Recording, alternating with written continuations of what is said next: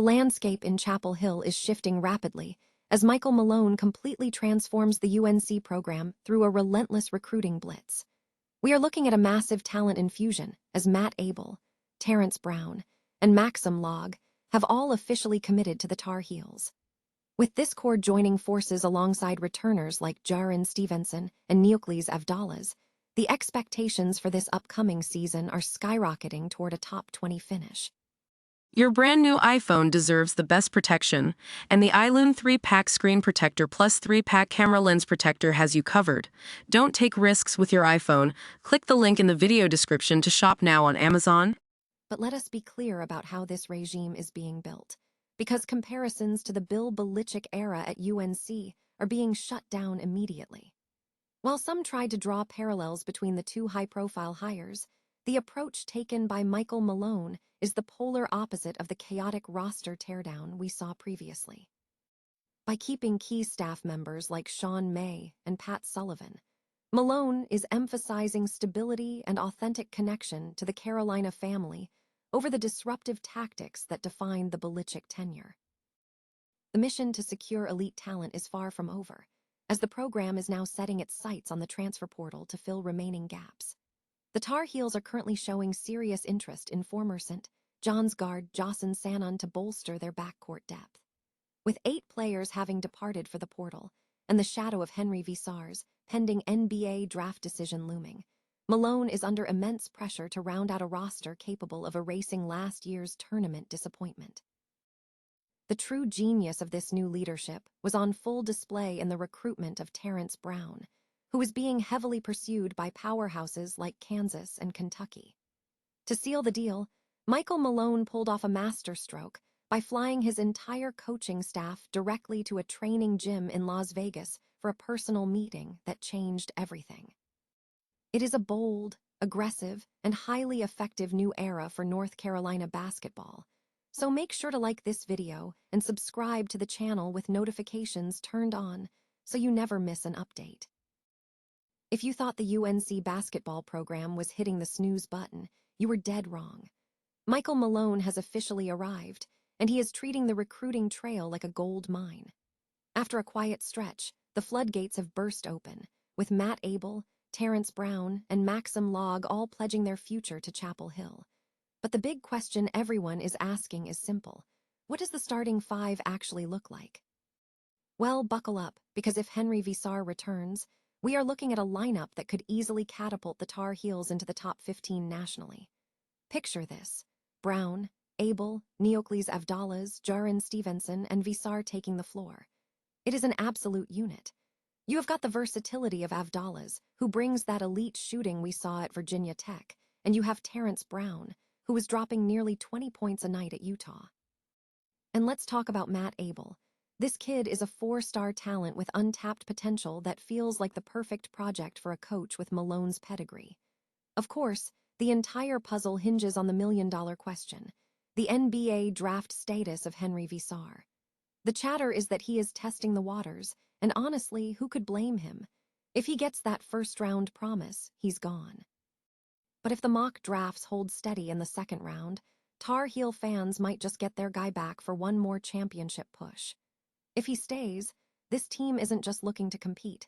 They're looking to erase the sting of that VCU tournament exit and make a statement across the ACC. Malone isn't done making moves, and the landscape in Chapel Hill is shifting rapidly. Do you think Visar stays or goes?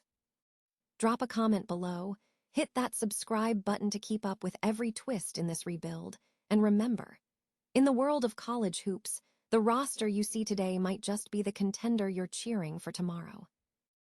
Stop whatever you are doing, because we need to clear the air about the biggest shock in college sports this year. When UNC announced Michael Malone as their new head coach, the internet went into an absolute frenzy. Almost immediately, the comparisons started flying, with everyone drawing parallels to the chaotic Bill Belichick era. But let me be crystal clear. If you think this is just a Belichick rerun, you couldn't be more wrong. This hire is the complete polar opposite of the disaster we witnessed previously. Think back to the Belichick days. That wasn't a search, that was a hijacking. It was a move forced by the Board of Trustees, a top-down mandate that sidelined the athletic department's actual goals. Belichick didn't build a culture, he imported an echo chamber. He brought in his own sons, hired friends, and treated UNC like an NFL franchise in waiting. Remember when they cleaned house during the transfer portal? It was a mess. They tore the roster down to the studs, bringing in 70 new players, a move that practically guaranteed they would lack any semblance of team chemistry. The result? A dismal 4-8 finish. It was a vanity project that ignored the very soul of college athletics. Now look at Michael Malone. This was a methodical, patient search, not a boardroom ambush. Malone didn't walk in looking to burn the village to build a castle. He kept key staff members, focused on real college coaching talent, and built a roster with intention rather than ego. He's adding pieces that actually fit the system, keeping contributors, and showing a genuine grasp of what makes Carolina special.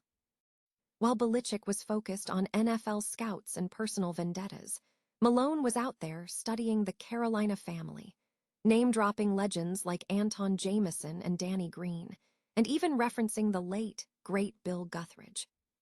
And let's talk about the placeholder narrative.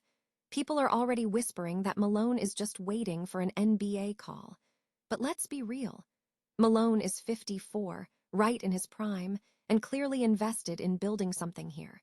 He's not a 74-year-old legend looking for one last ego trip. He's a tactical mind looking for a new challenge. Where Belichick's first move was a tone-deaf comment about beating Duke, forgetting that NC State is the actual rival, Malone came in prepared, humble, and ready to fix the specific holes in this team's defense and postseason play. This isn't about professional pedigree versus college experience. It's about respect versus arrogance. Malone isn't using UNC as a stepping stone. He's using his expertise to elevate a program that was desperate for real direction. The difference isn't just in the stats, it's in the soul of the hire. What do you think? Is Michael Malone the missing piece to bring the championship back to Chapel Hill, or are you still skeptical about these NBA to college transitions? Drop a comment below, hit that like button, and make sure you're following us on X and Facebook at Tar Heels Wire for all the latest updates.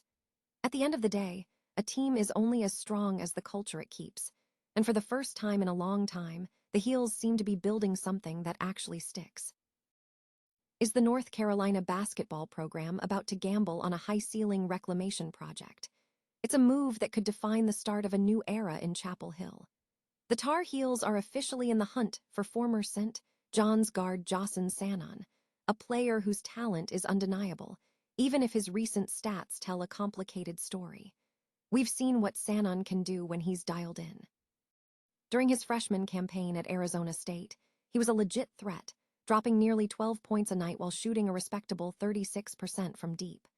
But let's be real, his season at St. John's was a massive hurdle, with his efficiency dipping and his rhythm clearly off. However, in the college game, a change of scenery is often all it takes to flip the script, and UNC might be the perfect place for that pivot. Why? Because the coaching staff looks a whole lot different these days.